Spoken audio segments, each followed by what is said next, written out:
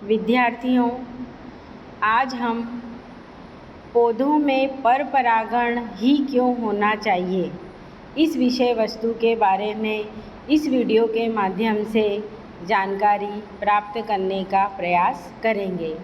इससे पूर्व के वीडियो में हमने परागण किसे कहते हैं, परागण के दोनों प्रकार स्वपरागण, पर परागण के बारे में जानकारी प्राप्त की। हमने पर परागण के लाभ और हानियाँ भी देखी, लेकिन हमें लाभ ज़्यादा मिले कि जैव विकास को दृष्टिगत रखते हुए पर परागण द्वारा दो अलग अलग पुष्प के गुणों का सम्मिश्रण होता है, दो पौधों के गुणों का सम्मिश्रण होता है। अतः पर परागण के द्वारा नई जाति की उत्पत्ति की संभावना बनती है और जैव विकास की क्रिया प्रेरित होती है।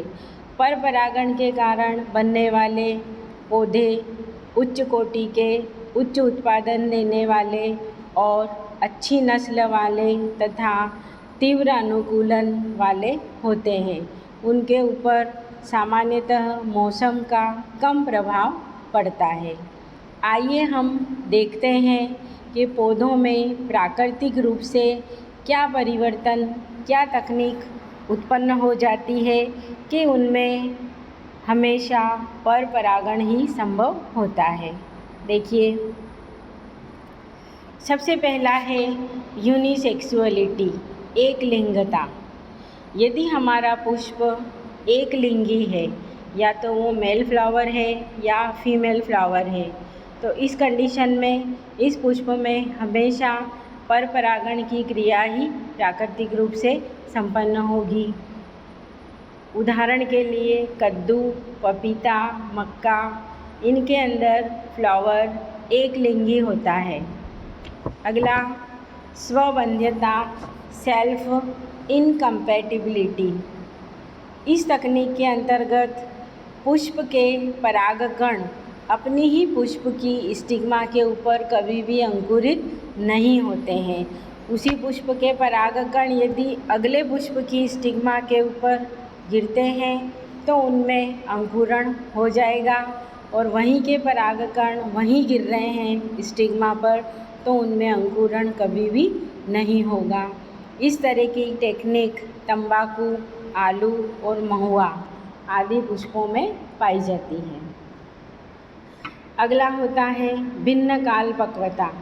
अब हमारा फ्लावर जो है वो द्विलिंगी है, यानी उसमें स्वपरागण की संभावना 100% बन रही है, लेकिन प्राकृतिक रूप से यहाँ ये परिवर्तन हो जाएगा कि मेल और फीमेल भाग दोनों अलग अलग समय पर परिपक्व होंगे।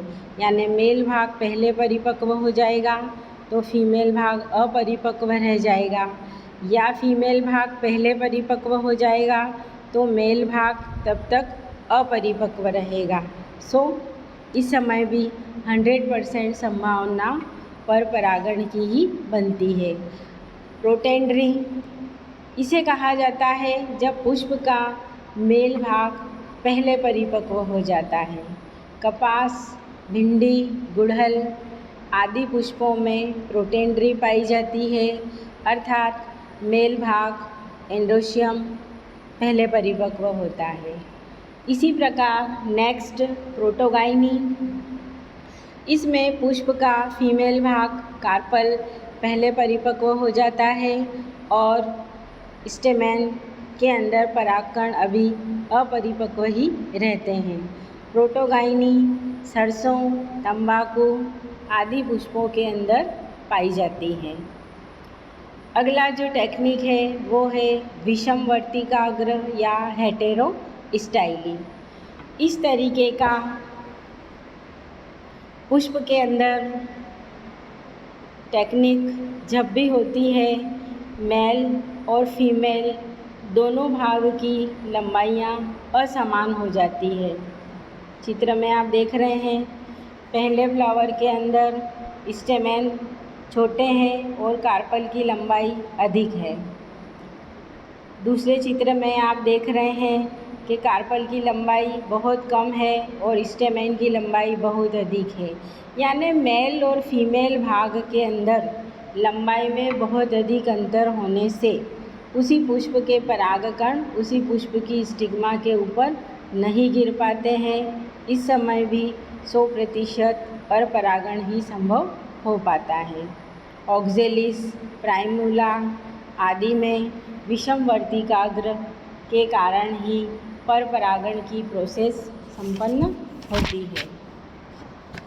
इसके बाद आता है हर्कोगेमी। अब पुष्प में मेल और फीमेल दोनों ही भाग हैं, दोनों साथ साथ परिपक्व हो रहे हैं, दोनों की ही लंबाई भी समान है, अर्थात यहाँ पर स्वपरागण हो सकता है। लेकिन यहाँ पौधों में दोनों पीटल्स या पांचों पीटल्स या जितने भी पीटल्स हैं उनकी संरचना, उनके पीटल्स इस तरीके से मुड़कर गोलाकार हो जाते हैं कि मेल भाग स्टेमेन और फीमेल भाग कार्पल दोनों एक दूसरे के संपर्क में नहीं आ पाते हैं। इस स्थिति में पुष्प में सिर्फ परपरागण ही संभव हो पाता है। इस तरीके का उपयोग आंकड़ा और आर्किड के अंदर इस टेक्निक का उपयोग परपरागण हेतु किया जाता है। अगला नेक्स्ट टेक्निक है हमारी प्रगुणता या प्रीपोटेंसी।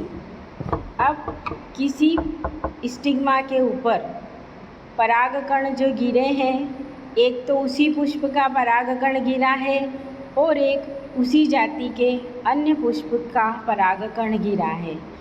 अब जो दूसरे पुष्प का परागकण गिरा है उसमें शीघ्रता से अंकुरण होगा और उसी पुष्प के परागकण में अंकुरण देरी से होगा। अतः जिसमें अंकुरण पहले होगा वो ही फर्टिलाइजेशन की प्रोसेस में भाग लेगा, यानी कि यहाँ पर भी 100% परपरागण की संभावना बन जाती है। अतः हम कह सकते हैं कि पुष्प में, पौधों में जैव विकास को दृष्टिगत रखते हुए हमेशा परपरागण ही होना चाहिए।